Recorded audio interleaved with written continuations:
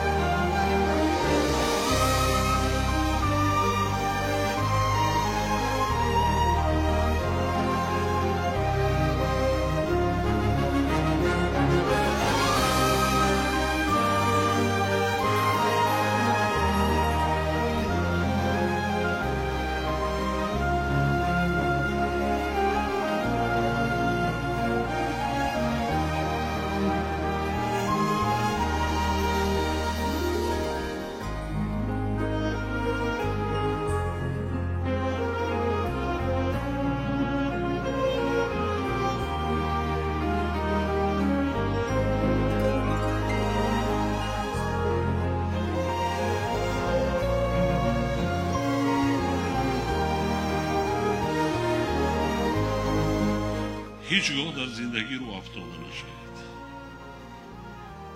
من باوری کامل دارم که شما با کمال میرسید، صاحبی کسب، هنر، علم، دانش میشید، عائله خوب برپا میکنید، صاحبی فرزند میشوید، صاحبی نبیره و عبیره میگردید.